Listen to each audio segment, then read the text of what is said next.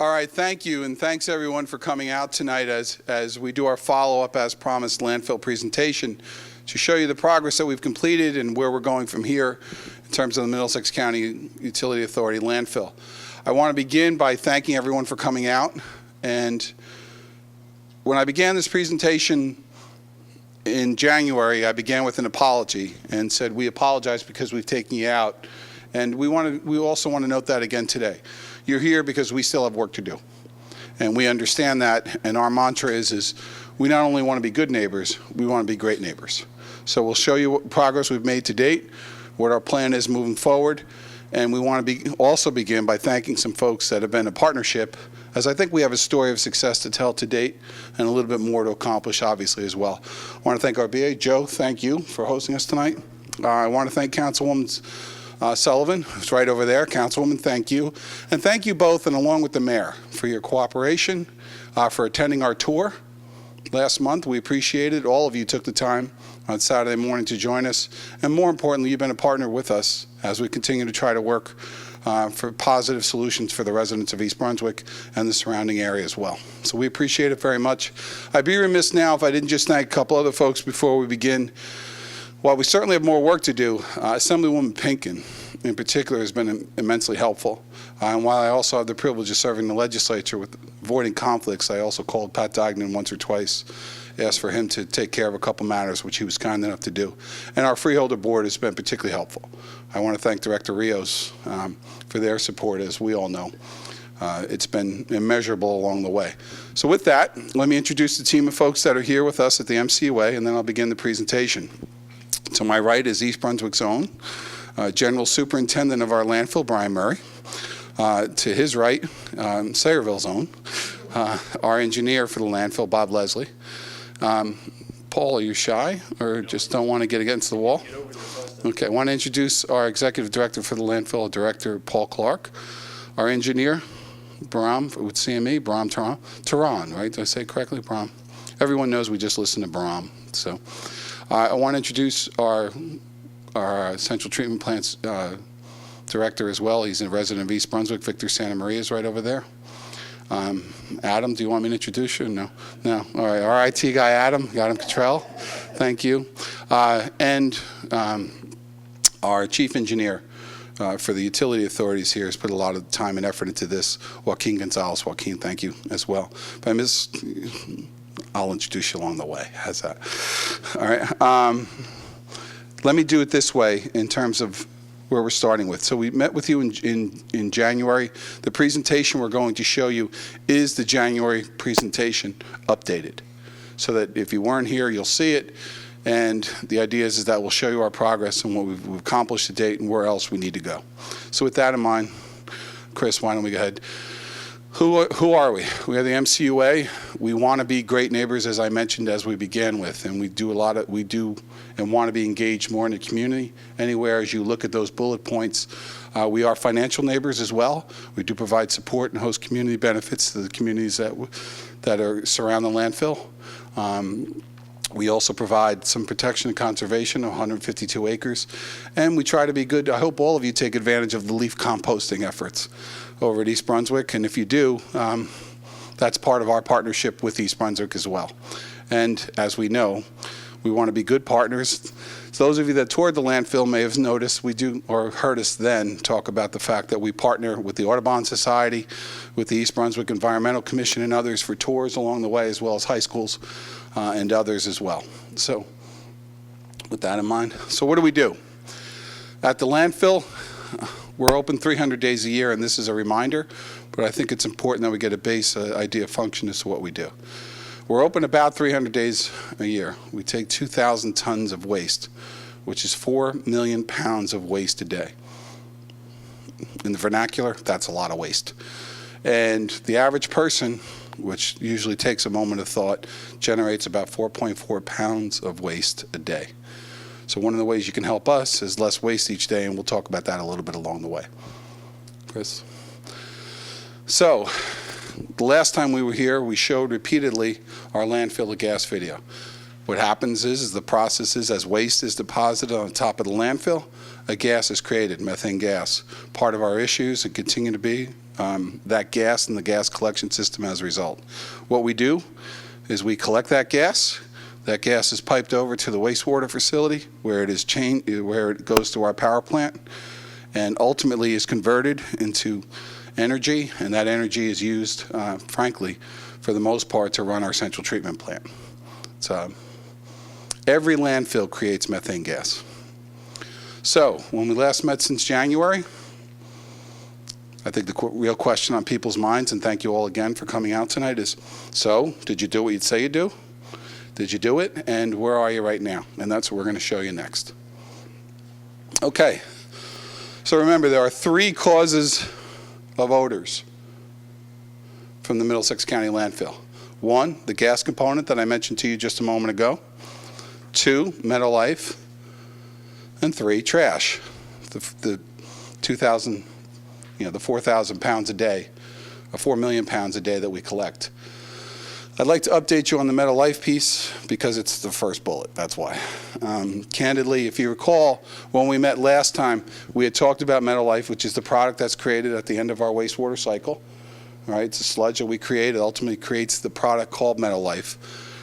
That product is undergoing, I talked to you about a change in formula that would reduce the heat and therefore we think reduce the odor contributions that product makes.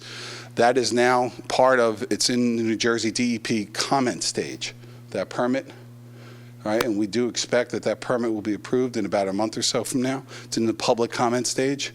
So what's the big deal about that, and why would you open with that? Well, it takes, for lack of a better way to put it, the formula, the acidity we put into it, reduces the heat and allows us to move the product quicker. As a result of that, we think it'll be beneficial. We utilize it as part with soil for cover, and we think it'll be beneficial to reduce any, for lack of a better way to put it, odor that's created by metal life. The second would be that smell, right? That rotten egg smell that we all enjoy so much when it occurs. Fortunately, that's a lot less these days. That's created by hydrogen sulfide, which is present in the landfill gas. I think the first question most folks ask is there a lot of that out there? We measure our H2S, hydrogen sulfide, H2S. We measure that ongoing. As we recall from our last discussion, the measurement points that we talked about were 30 parts per billion. Our measurements are 2 parts per billion or less. Matter of fact, out of 21 data points in our last one, only 1 was 2. 3 were less than 2, between less than 2 and 0, and 17 were 0. So we've measured that pretty well. In other words, we capture the gas that we have. We're operating obviously well below those limits. It was nice to rain today, right? The story I tell is I was catching yesterday the Yankee game, and John Sterling, because the Yankees were on rain delay, and he said, both he and Susie said, it rains all the time now. It does rain all the time now, or at least it feels like it, and as we stand here on something that's being filmed, it's raining outside. Why mention that? Well, because 2018, as we talked about the last time, was New Jersey's wettest on record, and 2019 is on the same pace. Right, the rain obviously continues. So how we capture that water and how we manage it is an important part of how we function in our landfill gas system. Just think about it. If you want to capture the gas, then it can't be underwater, plain and simple. So with that in mind, there are the numbers for you. In 2018, a record year for New Jersey, we had 63.22 inches of rainfall, and you can see just a difference from 2012, 37 versus 63. That's significant. Go ahead. So what are we doing? Well, we've invested, and we talked about this, we've invested millions of dollars in our landfill gas collection system. And how we've done it is cell by cell through a thorough design plan, frankly, led by our engineers and our friends and our partners at Cornerstone, that goes through each system and each part of the process individually, and making sure that what happens is the gas is collected through a well, through the pipeline, and all of those systems are actually working properly. For us, those investments have taken time. When we talked to you in January, We were hopeful that most of that collection would be completed by the end of March. And to kind of put it in perspective, as you measure, which we do, which are the complaints we received, we had 8 order complaints in April, 4 in May, and just a couple so far this month. So we have seen that decline, and as we know, January and February were quite significant in time. So, what projects did you promise, and how are you doing with them? The first is that the gas collection system, which it was cell 8, that second bullet that you're taking a look at there, second and third. It's completed and ongoing. How can that be both? Well, I am a politician as well, so I can talk out of both sides of my mouth, but I'll actually explain this one for you. In cell 8, which is the largest cell, for those of you that came to our tour, it's the area where we're actually depositing the trash at the current moment. It's going to be active for the next 2 to 3 years. And you say, well, how can it be completed and ongoing? Well, it'll be ongoing for at least that period of time or longer. But secondly, we decided to make additional investments. The way this process works is those wells, by industry standard, are about 200 feet apart. So if you collect the gas every 200 feet. We've decided, because we think it's of value, not only for our operating system, but to be the great neighbor that we talked about, so we collect that gas more frequently, is we decided to make investments and add wells at the 150-foot mark, which is a significant investment. It's a couple $1 million. But we think long-term that that's a better strategy to accomplish what we want, which is to not be part of your life. So that's why it's completed. We did what we said we'd do, but we decided to do more. So that's why it's completed and ongoing. Second that we talked about, which follows up from that rain discussion that I just had with you, and last time we talked about it, we think there's about 90, if I remember right, 90 Olympic-sized pools worth of water inside that landfill. And there's 45,000 gallons in an Olympic-sized pool. A lot of water. So what we did is we made the investment into a water pumping system, which is designed by engineering. You go down and you literally pump out the water. So far, we've pumped out a little over 70,000 gallons. All right, we don't pump out it's not a constant fleam. We're not pumping out a river. And the reason for that is, and I'd like you to think about it for a moment, this is a trash landfill. So it's trash, then there's water, then there's trash, and then there's some water. Water can be purged, but it's not there's not a lake underneath. It's not lake landfill. There's not a lake underneath it, so to speak. So as a result of that, how you design that system is important. And taking it out slowly is so that we don't cause stress to the gas collection system that we have. The idea is not to create another problem by fixing the one that you have. So what we've done is we're removing water slowly. We've got to expand our pumping system, but we are on track to do that. And so far, we're happy with the success we've seen so far. We did imply, for those of you that came on the tour, you saw the initial temporary cap, and then you noticed, or hopefully you did, one of the things we talked about last time was that we had a wide open landfill, 100 or so acres, literally wide open, whether we were using it or not, which frankly made no sense. So one of the things we wanted to do was, for lack of a better way to put it, cover and not use certain portions of it. So right now, a little over a third of the landfill is covered on top. So if you stood there in January, which many of us did, you stood there 170 feet in the air with 110 acres of wide open emissions, which helped create our very bad neighbor policy. So as a result of investing in and creating these interim caps and expanding it, we've now covered more than a third, right around a third, correct? Right around a third of the landfill. And the rest of it is designed that we use it in small areas. For example, now we know we're using cell 8 for the next couple of years. We're designing around that and limiting our scope as opposed to working in more of a wide open area. It sounds like common sense here, but for us, it's an approach that's helped us make us more efficient and we think help us reduce the reason we're here tonight. Next. So one of the areas that we did promise, anybody here live in Pine Ridge? Pine Ridge folks? So one of the things we did promise you was that final cap, which would be the area, if you're familiar with the landfill, if you come in, where the scales are, that area to your right, it's 18 acres. We promised you that we would do a final cover on that 18 acres, and it's the area closest to you if you're in Pine Ridge. Well, we've bid it, and we've bid it twice. We actually think we're pretty close. We've undergone some bid issues, so we initially promised that we would have that out for construction late spring. We think we're a week or two away from being able to award a contract. We're hopeful, very hopeful. The adventures of public bidding. So with that in mind, that contract awarded, we still think that we'll be on a reasonable schedule to certainly begin work by the end of the year and hopefully complete by the first part of spring next year. And we continue to be focused on that. We think that's a very big deal. And closing that, I think, will help folks in terms of resolution. Last is we talked to you about an odor control system. Just to remind everybody, what we were doing in the past is using a product from Chem Station that were literally these small little, literally the size of the chair almost, that were mobile, and putting them in certain areas and hopeful that based on wind direction that we would pick up that odor and knock it down. We have invested, and if you took the tour, you may have seen the construction at the time. The 2 rings around the landfill, which is how many feet? 4,000? 20,000 linear feet. So it rings the landfill twice, on the top area and then at the base of the landfill. It's a vapor system. It's actually all working now as of just a few days ago. And what it does, it's vapor. So what it does is it shoots 10 feet high. 10 feet high, it's invisible, it's odorless. And that vapor basically reacts if an odor molecule, for lack of a better way to put it, hits it, that it dissolves. So that's on 2 levels. The idea is that's a complete coverage.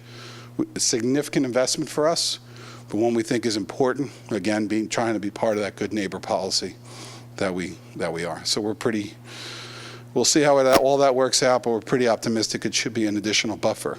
So what I want to remind you of is that those odor complaints that we mentioned that have been reduced in April and May did not have the benefit of this system. It's only up from last week. The investments we made in the gas collection system and the process that we took, we think, are the reason for the reductions. We wanted this system to only be a complement, not a fail-safe, if that makes sense. And we think that's we think that's the position that we're in. Next. So to amplify that point to you, last time we did it with a beautiful chart that we filled in. We didn't do that this time because we copied this. But you can see the rings that are up there around the bottom, and then the blue ring, or purple ring, I guess you would call it, and it points to the odor control system. That work has been completed. So to summarize, the odor control system is up and functional. We completed the temporary cap that we talked about. We are in the process of beginning that final cap right over here. This is the bid award for next week, right over here. And with that in mind, the investments that we've made hopefully have contributed to a better quality of life for all of you. Have I missed any points here, guys? I think we've kind of covered them all. Next slide. So, why does it smell? We've mentioned it to you. The investments we made, which included the digging of the trenches, and by the way, we continue to dig now. You just don't notice it because our collection system is now working to a point where it's hopefully not noticeable, our work to you. We've upgraded our collection system. We've capped. We've begun and are actually using our odor control system, and we've started to pump out the water from that. We think that's what's contributed to hopefully a better quality of life. So, has it gotten better? We'll leave that to the folks in this room. You can make that judgment and let us know in our Q&A section. We also promised you we would do a landfill tour. We did that on May 11th, and again, thank you to those residents. And we had over 60 folks sign up and come out and see us. We were delighted and honored that folks took the time to do that. We said we'd be back here, and we're here. And we are now on social media. Big step for the MCUA. We are on Facebook, as well as Instagram, and we'd love for you and for the folks listening to this and watching it on TV, if you can join us, give us your comments. Your feedback helps us. We continue to react. We continue to be proactive in terms of the investments we're making and the long-term strategy with the landfill. But we continue to react where we get a call, a complaint, a concern. We want to make sure that we follow up, and those data points are important for us each and every step of the way. So with that in mind, I just want to say thank you for having us tonight. Joe, thanks, and please pass that along as well. So thank you all very much.